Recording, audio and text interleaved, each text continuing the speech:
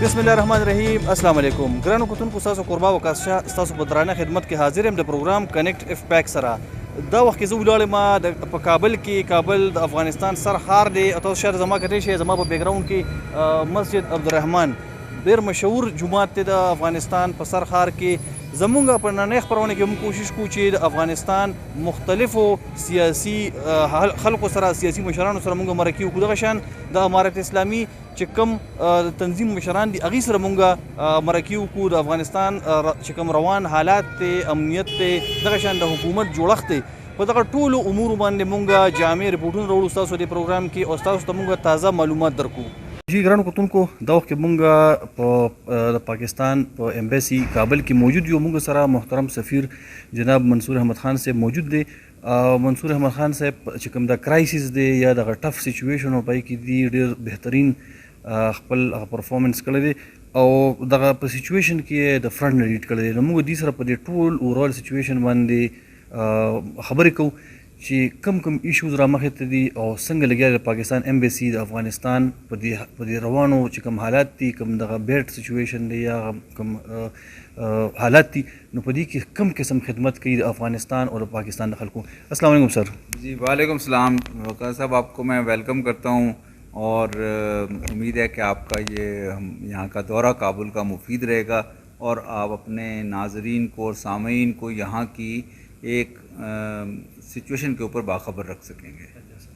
اچھا سر، یہ پاکستان ایمبیسی روزانہ کتنے لوگوں کی انخلا کر رہی ہے اور اب تک کتنے لوگوں کی انخلا آپ مکمل کر چکے ہیں، وہ تورہم بارڈر یا؟ دیکھیے، جب سے یہ 15 اگست سے یہ واقعات رونما ہونے شروع ہوئے تھے اور یہاں پہ پچھلی گزشتہ حکومت چلی گئی تھی اور اس کے ساتھ ہی کوئی ابھی تک نیا سیٹ اپ وجود میں نہیں آیا یا ان کے وجود میں آنے میں ٹائم لگے گا، تو ایک غیر یقینی کسی کیفیت پیدا ہوئی اور جس میں لوگوں نے یہاں سے انخلا کا پروگرام بنانا شروع کیا، غیر ملکیوں کے انخلا کا بھی اور ساتھ ہی کچھ افغان بھی جو یہاں سے جانا چاہتے تھے. تو ہم نے ان کو کافی ہیلپ کی اس پروسیس میں. سب سے پہلے تو ہم نے جو اس وقت تک ہم تقریباً گزشتہ 8-10 دن میں 2000 سے 3000 افراد کا باقاعدہ انخلا کر چکے ہیں، ان کو ایویکویٹ کر چکے ہیں. اس میں PIA کی فلائٹس شروع میں چلتی رہیں، اسپیشل فلائٹس، اور اس فلائٹس میں روزانہ 2 فلائٹس بھی چلیں اور اس میں کافی پاکستانی اور دوسرے غیر ملکی اور افغان نیشنلز یہاں سے پاکستان گئے ری لوکیٹ ہونے کے لیے یا اپنے اگلے ٹرانزٹ لینے کے لیے.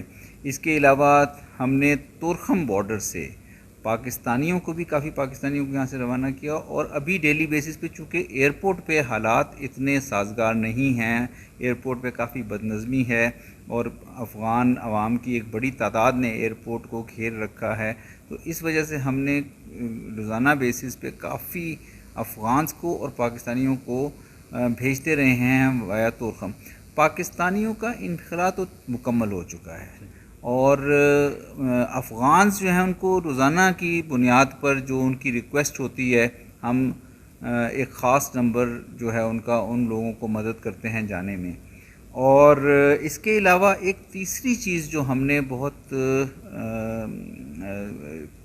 جد و جہد کے ساتھ بڑی کوشش کی ہے، جس میں وہ ہے کہ جو یہاں سے غیر ملکی یا افغان نیشنلز جن کو ایئرپورٹ پہ ایکسیس میں دقت ہو رہی تھی اور مختلف ایمبیسیز نے ہم سے ریکویسٹ کیا، کیونکہ زیادہ تر جو ویسٹرن ایمبیسیز ہیں وہ ایئرپورٹ پہ شفٹ ہو چکی ہیں اور ان کے پاس کوئی ایسا میکینزم نہیں ہے یا اس میکینزم کی کمی ہے کہ لوگ ان کے پیسنجرز جنہوں نے ایویکویٹ ہونا ہے وہ سیف طریقے سے بحفاظت ایئرپورٹ پہنچ جائیں. تو ان کو اس اپنی ایمبیسی سے میں بلا کے اپنی گاڑیاں ارینج کر کے، بسز ارینج کر کے، کبھی 300 کا کبھی 400 کے لوگوں کے کنوائز کے ذریعے ان کو ایئرپورٹ تک بھیجا بحفاظت. اور اس کے لیے ہم نے کچھ طالبان سے بھی کوآرڈینیٹ کیا، کچھ ان ویسٹرن ایمبیسیز سے بھی کوآرڈینیٹ کیا.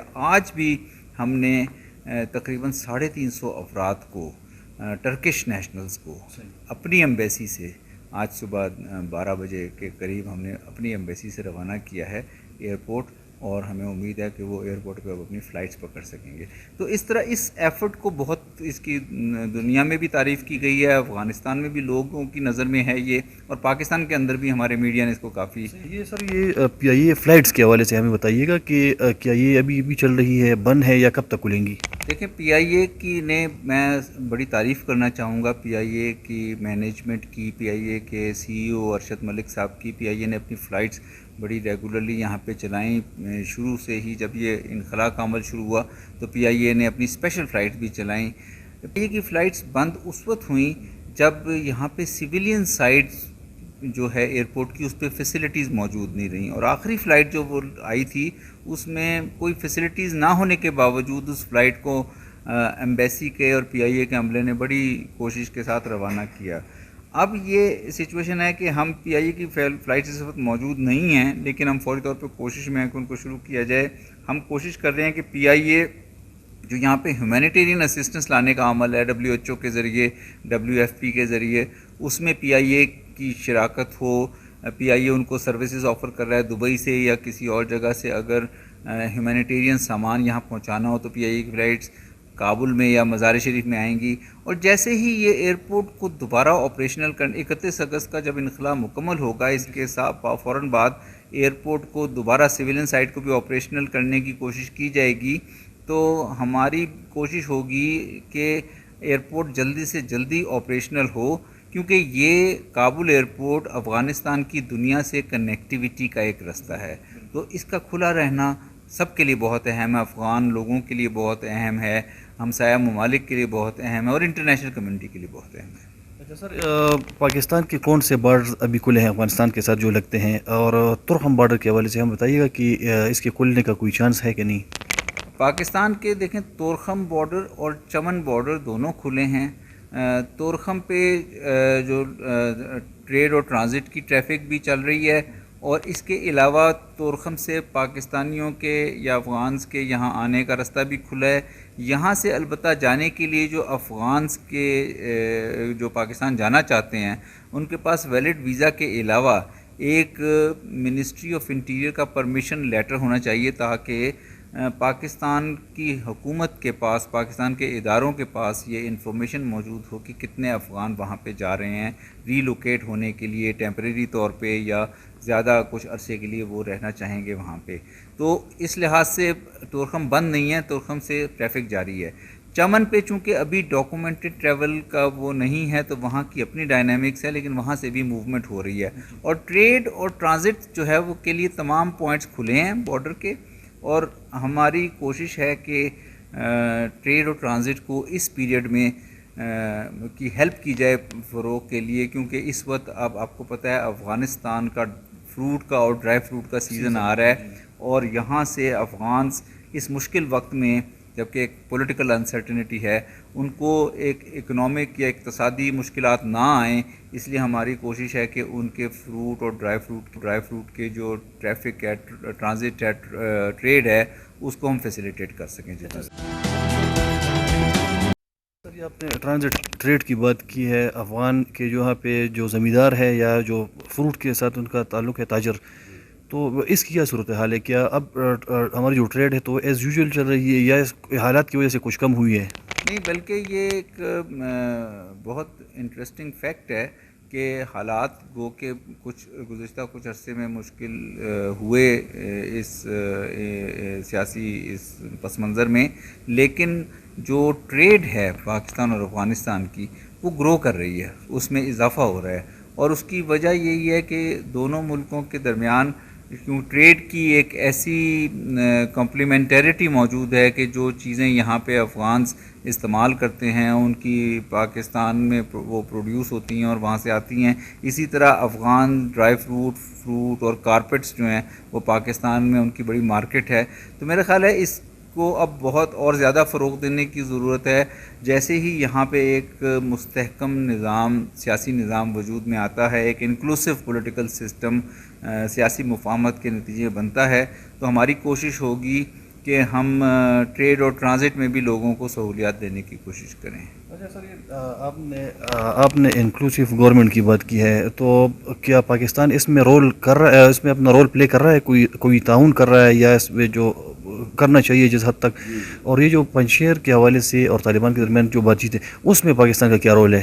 دیکھیں، یہ جو پیس پروسیس چل رہا تھا، اس میں سب سے زیادہ جو کوشش تھی پاکستان کی یا انٹرنیشنل کمیونٹی کے ممالک، یو ایس، رشیا، چائنا بھی انگیج تھے ایکسٹینڈڈ ٹروئکا پلس کے گروپ کے تحت، اور دوسرے نیبرز کنٹریز بھی کسی نہ کسی صورت میں انگیج تھے۔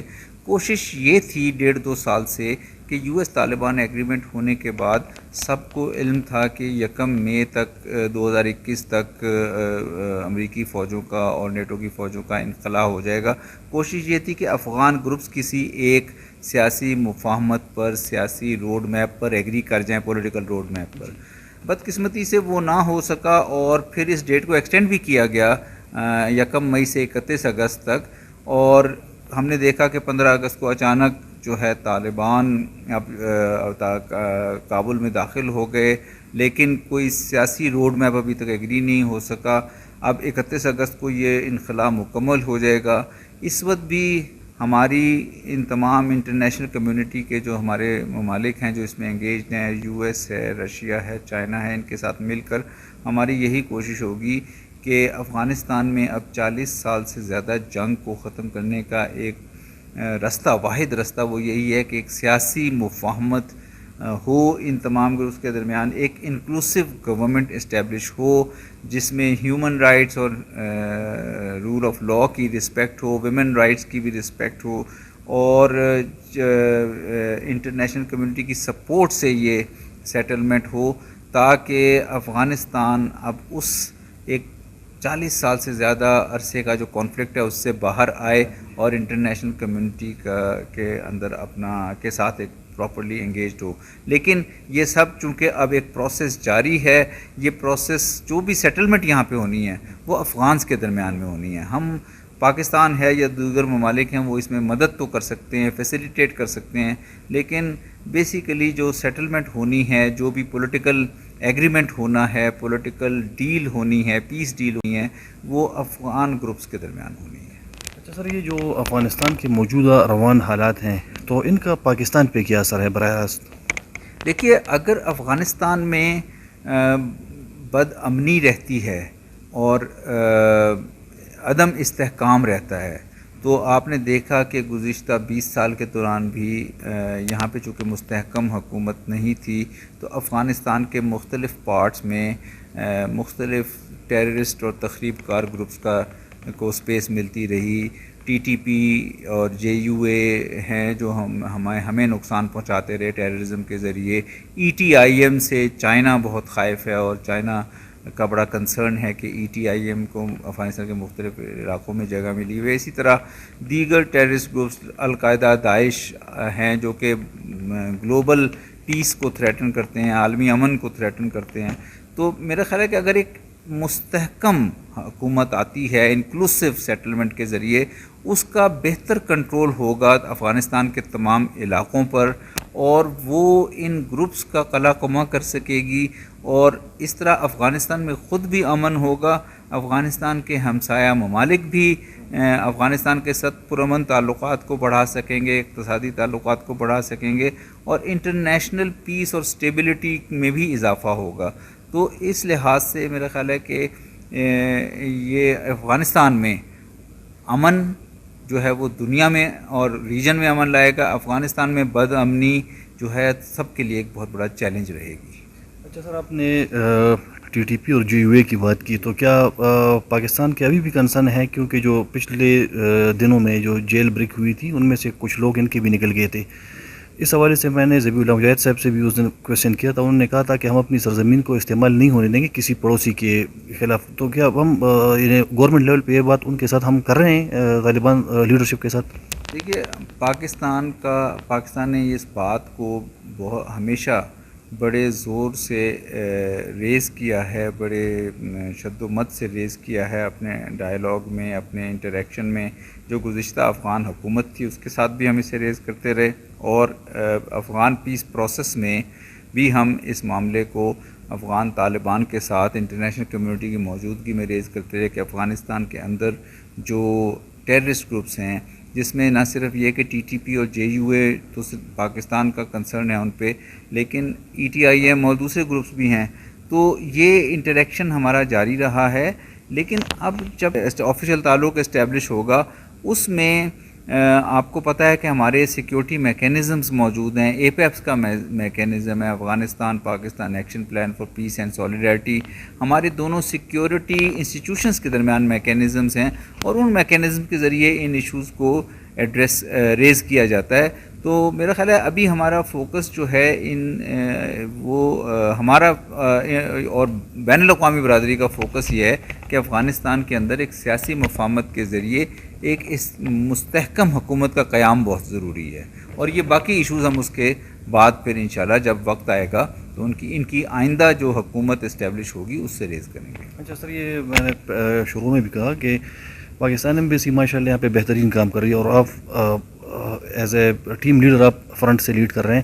کیا ہماری ایفرٹس کی ایکنالجمنٹ انٹرنیشنل کمیونٹی سے بھی آ رہی ہے؟ کیا وہ اپریشیٹ کر رہے ہیں، ایکنالج کر رہے ہیں ہمارے ایفرٹس کو؟ جی، میرا خیال ہے کہ دیکھیں عالمی برادری جو ہے بہت کلوزلی کنیکٹڈ ہے ان تمام ایشوز کے اوپر. افغانستان میں یہ ایک مشکل حالات آئے گزشتہ 2 ہفتے کے دوران، اس میں انٹرنیشنل کمیونٹی کے ساتھ ہمارا رابطہ رہا. یہاں پہ بھی اسلام آباد نے بھی دیگر ممالک کی لیڈرشپ کے ساتھ رابطہ رکھا کہ کس طرح ان حالات سے ایک احسن طریقے کے ساتھ نمٹا جائے. میرے خیال میں جو میرا یہاں پہ انٹریکشن رہا اپنے تمام کاؤنٹر پارٹس کے ساتھ، جس میں یو ایس اور نیٹو ہیں، نیٹو کے جو سینئر سویلین ریپریزنٹیٹیو ہیں اسٹیفانو پونٹی کارو ایمبیسڈر رہے ہیں وہ پاکستان میں بھی کئی سال، ان کے ساتھ ڈیلی بیسس پر رابطہ ہوتا ہے. وہ ریپریزنٹ کرتے ہیں یو ایس اور نیٹو کی ایویکویشن کے لیے. اسی طرح ٹرکی کے ایمبیسڈر ہیں، روس اور چین کے ایمبیسڈر ہیں، ایران کے ایمبیسڈر سے کل میرے پاس وہ ملنے آئے تھے. تو ہم تمام ان فریقین کے ساتھ، تمام ان اپنے کاؤنٹر پارٹس کے ساتھ ہم رابطے میں ہیں، تاکہ ایک تو پولیٹیکل پروسیس میں جو پیش رفت ہونی ہے اس میں انٹرنیشنل کمیونٹی کا ایک ہی سٹانس ہو، ایک ہی سپورٹ ہو اس پیس پروسیس کے لیے. اور دوسرے ایویکویشن میں، کیونکہ ایویکویشن بھی اس میں جو انٹرنیشنل کمیونٹی کی جس طرح سے بھی پاکستان ہیلپ کر سکتا ہے، رول پلے کر سکتا ہے، وہ پلے کرنا ضروری ہے، اور پلے بھی کیا ہم نے. اور میرے خیال میں ان سب نے، اور انٹرنیشنل میڈیا سے بھی میرا انٹریکشن ہوتا رہتا ہے، تو انہوں نے ہماری ایفرٹس کو ریکگنائز کیا ہے، تسلیم کیا ہے. بہت شکریہ. تھینک یو جی. گرانو کتونکو مونږه مفتی انعام الله سمنګانی صاحب سرناست شو څوک چې سینیئر آفیشل دی د انفارمیشن او کلچرل کمیشن امارت اسلامي افغانستان. د دې د مونږ پوښتنه کوو چې کوم روان حالات دي، بیا خصوصا د اطلاعات ولې سره یا چې کوم فرهنګ ولې سره، کلتور ولې سره چې امارت اسلامي څه په پام کې نیولي دي، څه پلانونه لري، او د افغانستان د کلتور د پرمختیا لپاره یا د دې د ودې لپاره دي څه اقدامات کوي، او په راتلونکي کې چې کوم د دې حکومت جوړیږي دا به څنګه حکومت وي. آیا چې کوم عام خلک د دوی نه تمه لري چې ګنې د هغې ژوند کې به اسانتیاوې راشي، هغې ته به یو د پروټوکول نه خلاف یا یو غیر پروټوکولي حکومت، یو آسان حکومت او یو رسیدګۍ کې آسان حکومت به آیا ملو شي، او که نه دا حکومت به هم د تیر حکومت په شان یو مشکل وي، د دې چې کوم چارواکي دي هغې ته به خلک لاسرسي نه کوي. دغه یو شمېر مسایل دي، نو دا به دې سره مشکل. مفتي صاحب السلام علیکم. وعلیکم السلام ورحمۃ اللہ وبرکاتہ. ډېر زیات مشکور یو چې تاسو موږ ته وخت راکړو. موږ ته پته ده چې حکومت جوړیږي او تاسو ډېر زیات مصروفه یې، خو یو جهان من نستاسو. خوشحاله اوسئ، تاسو ته ښه راغلاست وایو. ډېره مننه چې تاسې هم موږ ته داسې فرصت راکړو چې معلومات شریک کړو خلکو سره. ها مفتی صاحب، خیبر نیوز یا خیبر ټي وي ګورئ، تاسو کتلی چېرته او څنګه خوښېږي مو که نه؟ او دا خو پښتو رسنیو کې یو معتبر نوم دی، نو حتما مونږ د معلوماتو اخیستلو لپاره نو خیبر نیوز ته هم مراجعه ډیره کوو. خیبر نیوز خپل ځای لري او خپل حیثیت لري. پښتو خبري رسنیو کې. ډېر مننه. مفتي صاحب، حکومت لس ورځو شولې چې امارت اسلامي افغانستان نیولې دی او لږ ځای کې مزاحمت د پنجشیر حوالې سره چې هغه یو سیاسي مسله یې ته موږ نزو.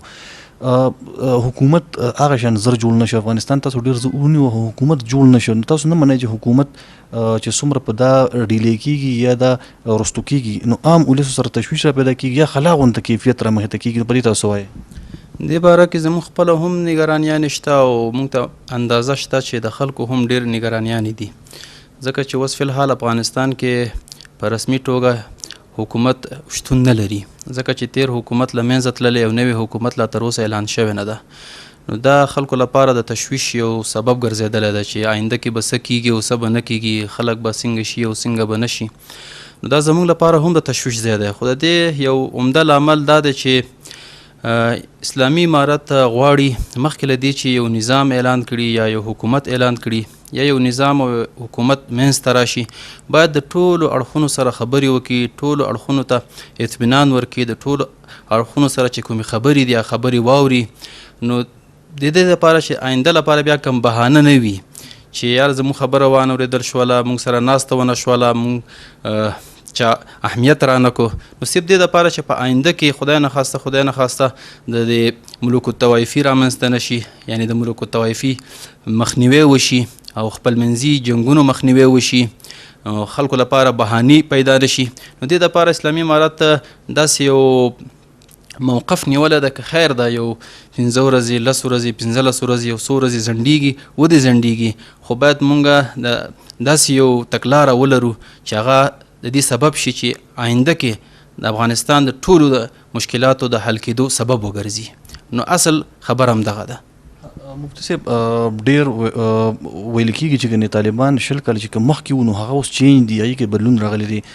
محترم سراج الدین حقانی صاحب په یو انګریزي ورځپاڼه کې هغې دغه ارټیکل هم لیکلی، ټول دنیا ته وایي چې ګنې طالبان 20 کاله مخکې چې کومې غلطیانې کړي هغه نه تکراروي. نو ستاسو په خیال باندې هغه چینج څه دی، کوم بدلون دی چې هغه زموږ د خیبر نیوز کتونکي هغې باندې پوه شي چې ګنې هغه بدلون یا هغه چینج هغه کم رقم دی، هغه په څه شکل کې دی؟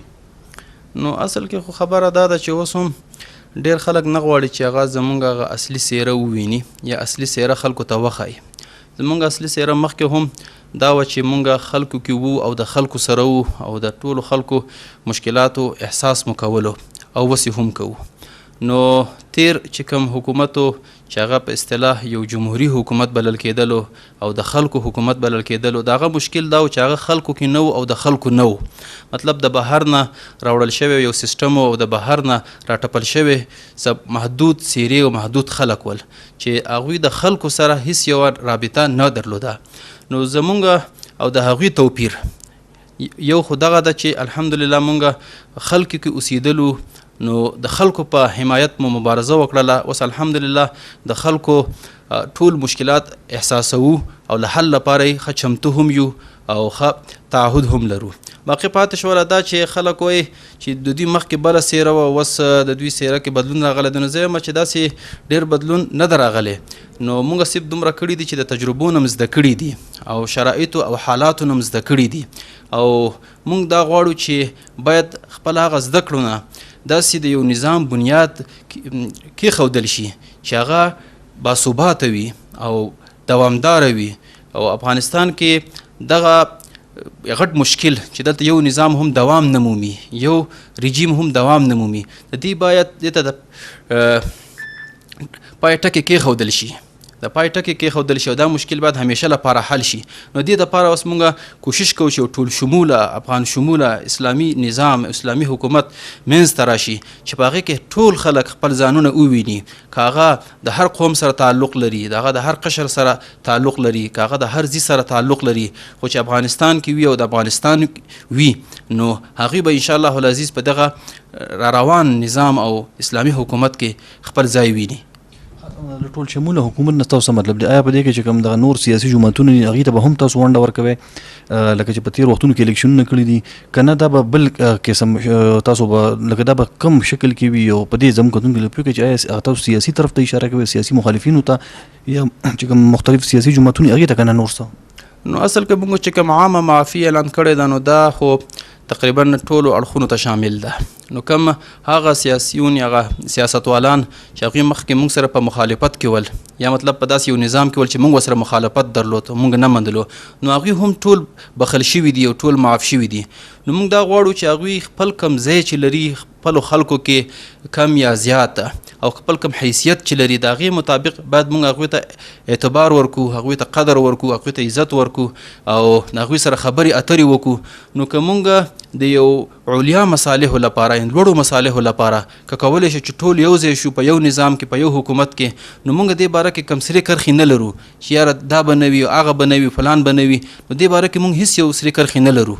صرف موږ دا غواړو چې باید آینده کې داسې یو اسلامي نظام حاکم شي چې هغه واقعا په ټول هیواد کې حاکم وي یعنې داسې نه چې په یو برخه کې یو حاکم وي په یو برخه کې نه لکه تیر نظام چې داسې و او ټول خلک پکې ځانونه وویني. دې دپاره څوک مجبور نه شي چې هغه به د افغانستان نه وتښتي او بل هیواد ته لاړ شي بیا د هغه ځای نه هغه سپورټ شي او بیا دوباره افغانستان کې هغه داسې کارونو ته لاس ووایي چې دا سیستم مشکل سره مخ کی یا حکومت مشکل سره مخ کی یا خلک مشکل سره مخ کی. نو موږ دغسې یو بهانه ورکول نه غواړو چاته.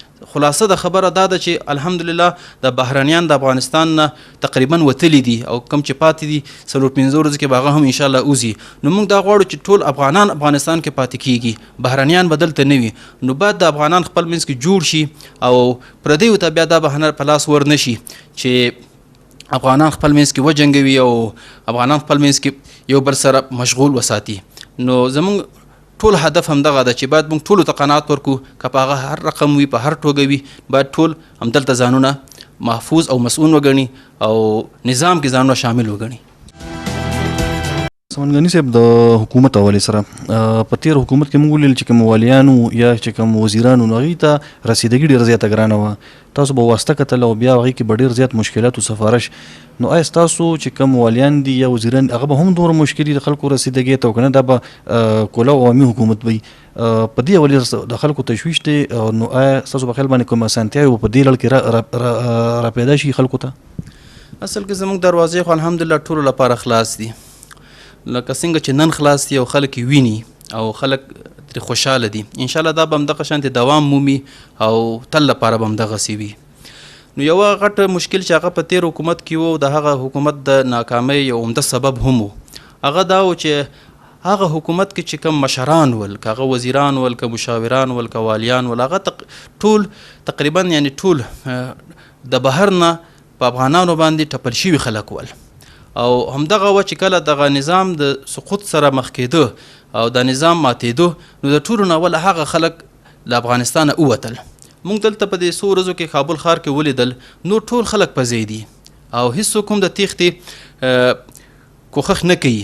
هغه کوم چې حکومتي آفیشلز دي او مخکینی حکومت کې چې هغوی وظیفې درلودلې او مشران خلک ول صرف هغه خلک هغوی تیښتې چې هغوی مخکې هم د خلکو سره کوم رابطه نه وه د خلکو سره د هغوی کوم راکړه ورکړه نه وه بلکې هغوی د بهر نه راوړل شوي خلک ول او د هغوی 2 پاسپورټونه ول په پاسپورټونو باندې د هغوی ویزې لګېدلي ول. نو اشرف غني د تیښتې نه مخکې هغوی تښتېدلي دي او نور ټول سیستم تقریبا په ځای پاتې ده. نو زمونږ د دغه تجربې نه درس چې به موږ اخلو هغه دغه وي چې انشاءالله زمونږ به خپل د خلک وي چې هغوی به خپل افغانان وي افغانستان کې به اوسېدلي وي او افغانانو منځ کې به هغوی اوسېدلي وي او آینده کې به هم انشاءالله افغانانو په منځ کې به اوسېږي. اگر چې په کابل کې مونږ کتل نو نن ډیر زیات رش و او زه چې راتلم تاسو یقینو کې زمونږ 1 غنټه ولګېده د په لږه کنه رش ډیر زیات خلک راوتي دي کارونه خو ځینې خلک دا وایي چې ګنې خلک نه راوځي خلک لا اوس هم یره لري. نو ستاسو په خیال باندې چې کوم د خلکو دا یره دا جایز ده که نه بل د زنانو د حقوقو ولې سره دلته کې ډیر زیات خبرې کېږي په غربي میډیا کې چې کنه زنانو ته به حقوق نه ورکړل کېږي او یا زنانه کورونو ته بالکل بند شي نه لیدل کېږي. نو په دې ولې سره تاسو د زنانو د حقوقو ولې سره د امارت اسلامي لکه څه دریځ دی او څه پالیسي به ستاسو؟ نو یو خبره خو د خلکو د ویرې په باره کې ده نو دا خو زما په نظر باندې ډیر بې ځایه ده ځکه چې اوس موږ یو غټ مشکل چې لرو هغه د ټریفک د کنټرول مشکل ده که نه یعنی 2-3 غټ مشکلات موږ ته مخې ته دي. یو پکې د ټریفک د کنټرول مشکل ده ځکه چې ټول خلک بازارو ته راوتي دي او بازارو کې ګرځي او خپل کاروبار مخې ته وړي. نو هغه کم مخکې ویره چې د هغوی سره وه چې مطلب هغوی ته سیکورټي ستونزه وه که نه د هغوی ته د امنیت ستونزه وه چې به ځان سره موبایل نشو ګرځولی نو هغه ستونزه اوس ختم شوې ده. نو اوس خلک ډېر ډاډه بهر راوځي. دا یو ډېر غټ توپیر ده د اوسني وخت او د څو ورځې مخکې د حالاتو. زه تاسو ته خپل یو شخصي تجربه ویم، خپل یو شخصي تجربه تاسو سره شیر کول غواړم. زه څو ورځې مخکې دلته یو څلور لارې سره ګاډۍ کې تېرېدم، نو یو کس ډېر د خوشحالۍ نه ما ته داسې اشاره وکړله. نو زه چې ورته نږدې ورغلم نو ما ته یې ویل چې ګورې ما سره دغه د لیپټاپ ده. چې ډېر په خندا یې راته ویل ما سره لیپټاپ ده. یعنې دا اوس دومره حالات ښه شوي دي چې زه ځان سره لیپټاپ ګرځوم. یعنې معنا دا ده چې مخکې خلکو ځان سره هغه لیپټاپ هم بهر نشو راویستلی. نو الحمدلله دومره خلک مطمئن دي. باقي پاتې شوه د ښځو د حقوقو مسله. نو موږ لکه څنګه چې همیشه دا وعده کړې ده چې موږ د ښځو ټولو حقوقو ته متحد یو، ژمن یو. نو آینده کې هم زموږ پالیسي هم دغه ده چې انشاءالله ښځې به د ټولنې په ټولو برخو کې فعالې وي. خو صرف دومره یو مشکل شته اوسني حالاتو کې دغه څو ورځو کې چې تر اوسه پورې نوی نظام یا نوی حکومت هغه اعلان شوی نه ده. نو د سیکورټي هغه ټول مسلې له تر اوسه پورې حل شوي نه دي، بلکې هغې دپاره هلې ځلې روانې دي. نو موږ وایو چې یو ځل له ټول مشکل حل شي د سیکورټي له لحاظه چې موږ دومره مطمئن شو چې اوس یوه زنانه هغه یو میرمن له کوره وځي نو څوک به ورته بد نشي کتلی، څوک به ورته بد نشي ویلی، څوک به ورباندې لاس نشي اوچتولی. نو بیا موږ به انشاءالله ولس د هغوی دپاره په یو ډېره پاک ماحول کې، په یو ډېر صاف ماحول کې، په یو اسلامي او افغاني ماحول کې هغوی لپاره د ټولو برخو کې د کار هغه زمینې برابرو او هغوی ته به د کار سهولتونه برابرو. موږ دا هرګز نه غواړو چې مطلب زنانه دې تعلیم نه کوي یا زنانه دې په هغه برخو کې چې هغوی ته موږ ضرورت لرو، زموږ ټولنه ضرورت لري، هغوی دې کار نه کوي. داسې نه ده. صرف موږ په اوسني شرایطو کې ځکه تاسو ته معلومات کېږي دلته بعضې هغه مخصوص حلقې دي، بعض مخصوص خلک دي چې هغوی مخصوص ایجنډې لري. نو هغوی دا کوشش کوي چې د زمونږ یو ناسمه څیره هغه بهر میډیا له لارې بهرنیو ته وښایي. نو هغوی دا کوشش کوي چې یو زنانه په یو ځای کې که تنګول کېږي یا څوک ورته یو څپېړه ورکوي یا یو بد ورته وایي نو هغه د بیا موږ ته منسوب کړي او بیا د داسې وښایي چې ګویا دا اوس د طالبانو یو پالیسي ده چې هغوی نه غواړي چې زنانه د کوره راوځي یا مطلب یو خپل ضرورت له مخې یو ځای ته لاړ شي. نو صرف دې دپاره چې اوسني حالاتو کې دغسې یو پیښه ونه شي. نو موږ زنانو ته ډېر په احترام سره ویلي دي چې تاسې یو څو ورځې صبر وکئ تر دې چې موږ یو تګلاره جوړه کړو، یو ترتیب جوړ کړو، د حالات ټول خپل په کنټرول کې راولو. نو انشاءالله تاسې به په ټولو برخو کې خپل ځای لرئ، خپل حیثیت به لرئ. سمنګري صاحب ډېر مهم پوښتنه ده چې زموږ کم پاکستان کې کم خلک د هغې دپاره دا ویل کېدل چې ګنې طالبانو تحریک دی نو په دې کې دا پښتانه دي ټول. نو بیا په شمال کې دغه د نظام چې کوم د اشرف غني دا ولې دومره تیزی سره سقوط وکړو؟ آیا په شمال کې هم خلک طالبان خوښوي؟ طالبان هلته کې هم ډېر زیات نفوذ لري که نه؟ د دې وجوهات ستاسو په خیال باندې څه دي؟ دا کوم وجوهات دي چې په شمال کې ډېر زیات زر سقوط وکړو حکومت او په هلمند کې دغلته کې ټایم واغستو؟ نو په دې لاله کنفیوژن دی زموږ چې کوم کتونکي د هغوی په ذهن کې په دې لږ موږ پوهېږئ. اصل کې زه خپله په قوم تاجک یم. نو مونږ دغه پاسون ته چې د امریکایانو په خلاف او ناټو په خلاف او د افغانستان د اشغال په خلاف وشو، دې ته موږ یو ملي پاسون وایو. په دې معنا چې په دې کې ټولو قومونو او ټولو سمتونو ټولو خلکو برخه درلوده. نو بدخشان هغه د تاجک مجاهدینو په توسط له اشغال آزاد شوی، فاریاب هغه د ازبک مجاهدینو په توسط له اشغال آزاد شوی ده. نو په هر برخه کې خپل غذایی خلک هغوی مبارزې کړي دي، هغوی جهاد کړی ده او د هیواد له ازادۍ دپاره هغوی قربانیانې ورکړي دي، هغوی خپل هغه فداکاري کړې ده. او همدغه شانتې اسلامي امارت چې کوم سیټ اپ لري، چې کوم لیډرشپ لري، خپل کوم رهبري لري، په دې کې په ټولو برخو کې ټول اقوام خپل ځای ویني. نو کوم چې زموږ هغه سپریم لیډرشپ ده په هغې کې الحمدلله تاجک نمایندگان شته، په هغې کې ازبک نمایندگان شته، په هغې کې ترکمن شته، په هغې کې حتی بلوچ شته چې په افغانستان کې یو ډېر وړوکی اقلیت ده. نو الحمدلله ټول پکې خپل ځانونه ویني. او د اوسني د جهاد د کامیابیو یو عمده لامل هم همدغه ده چې دلته ټولو برخو کې په یو وخت کې جهاد روانو نو داسې نه وه چې دښمن د یو طرف نه ځان محفوظ وګڼي او ځان مسؤون وګڼي چې ګویا د هغه طرف نه هغوی ته مشکل نشته او بل طرف نه هغوی ته مشکل شته. الحمدلله دغه اوسني تازه فتوحاتو کې موږ ولیدل چې د ټولو نه ډېر زیات تیز فتوحات او تیز کامیابیانې هغه په شمال کې چې هلته تاجک او ازبک او ترکمن او هزاره دغه خلک په اکثریت کې دي او په ډیری کې دي هلته رامنځته شول. نو الحمدلله دا د ټولو افغانانو لپاره د اطمینان ذریعه ده، د اطمینان سبب ده چې ګویا دلته د کم پاسون چې شوی ده بیا د پاسون چې کامیاب شولو اوس چې را روان کم نظام ده نو په دې کې به ټول انشاءالله ځانونه ویني او ټولو پکې ځای لري. جوړ اوسئ. د ده عظیم فتح او د ده پرتمین فتح او ټول افغان غیور ملت ته او د نړۍ ټولو مسلمانانو ته مبارکي ووایو. په بعد ورونه ډېر یقیني چې ډېر د خوشحالۍ ځای دی او د شکر ځای دی چې موږ د الله نه په لکونه په کورونه بار په عملي ډول باندې شکر ادا کړو چې هغه افغانان، هغه ورونه، هغه قومونه، هغه مجاهد ملت چې یوه توره پرده په خپره وه او په منځ کې یې د نفاق، د تفرقې، د تنظیم، د قوم، د نجات، د مذهب، د لسان یو بد پرده تخم ایښودلی و. نن الحمدلله دغه افغانستان نه هغه تغار، هغه توره پرده، هغه نظام چې په کلونه کلونه باندې موږ تاسې په یوه نام، په بل نام، په کورونو، په مسجدونو، په روغتونونو، په بازارونو، په ګودرونو، په هر قسم باندې هیڅ قسم سرپاوه نه کړه. په موږ باندې یو بهرنی، یو سپر طاقت، یو زبرځواک، یو د ظلم وحشت د نړۍ ټول دولتونه یې ټول کړو، په موږ باندې د مور بمونه استعمال کړو.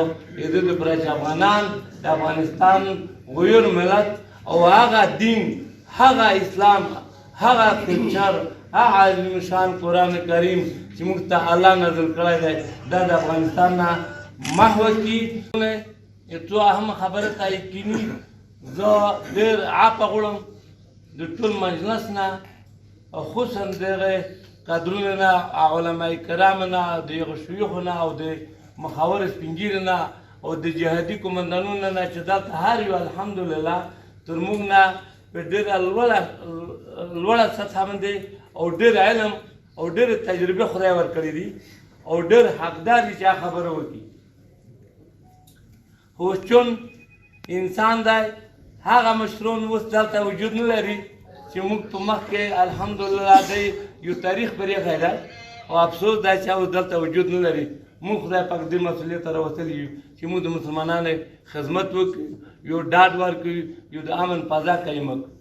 نو دې خبره ته یو څو خبره ته زه اشاره کوم چې ورونه دا 40 کلن جهاد، موجوده 20 کلن جهاد، د قربانۍ په لکونه شهیدون، په لکونه مهاجرت، په لکونه معلولین، په لکونه بدرک اوس هم ورک دي.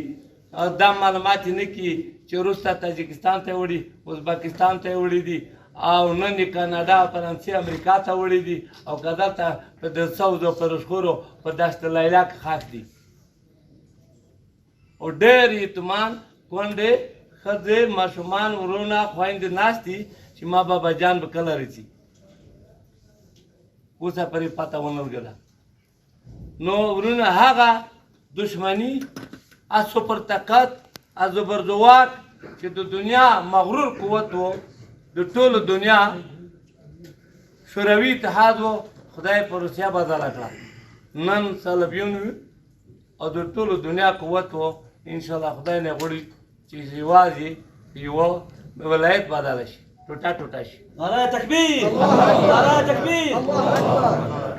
اوس دا څو هدفونه وي، ولې د هجرت وشو، ولې 15 لکه شهیدون د روس په مقابل کې وشو، ولې په لکونه د نن شهیدان وشو، ولې په سینې مبارک کې هغه د قرآن کریم حافظون، هغه فاضلون علما چې 20 کاله د یو قرآن کریم د زده کولی په سینا کې. موږ په ټولو قومونو باندې تجاوز کړی و. تاسو ټول د دې وخت خبر یې، ټول د دې معلومات لرئ. او دا ملت تجزیه شوی و، خرڅ شوی و، په دې باندې پیسې مو خرڅې دي، پروتوکولونه هم شوي دي. د دنیا فساد هم دی الحمدلله، ټول خبر یې. او کفار هم په دې باندې، او د دنیا دشمن هم په دې باندې قانع دي او آگاه دي، شهیدي ورکوي چې دا یوه فاسده او دا یوه مفسده او دا یوه خاینه اداره وه او ټول غلو او لوپر او ټامیون او منافق قوم یې راټول کړی و. په ملت باندې په 15-16 کسونو باندې ملت ګراون کړی و او ګراو و، یرغمل و او نه شو کولی چې ملت خپل اواز جګ کړي، خپل حق بیان کړي. دا نن هغه مز دی چې 20 کاله د دین او د قرآن په مقابل باندې په غلطه د دغه مز نه د طالب په مقابل او د دین په مقابل باندې د دې مز نه اواز پورته کوو. نن د شکر ځای دی چې هغه نظام، هغه اشغال وجود نه لري. تر پرونه پرې موږ چې دښمني وه، د قرآن په سر وه، د دین په سر وه، د اسلام په سر وه. اوس که دوستي دو هغه د دین په وجه دو، د اسلام په وجه دو. همې تعالی حکم کړی دی چې نن موږ ورونه دي ټولو ته عفو. د اسلام، د دین، د امارت اسلامي، د قرآن عظیم شان، د ملا صاحب عبایت الله اخندزاده امیر المؤمنین سره موږ به په قرآن بیعت وي، په شریعت. موږ بل څه ورونه نه غواړو، قرآن غواړو، د قرآن حکم غواړو، الهي قانون. نعره تکبیر، نعره تکبیر. نو اوس یو الحمدلله غټ هدف خدای لاسته راوړ چې اشغال ختم شو، نظام هم ختم شو.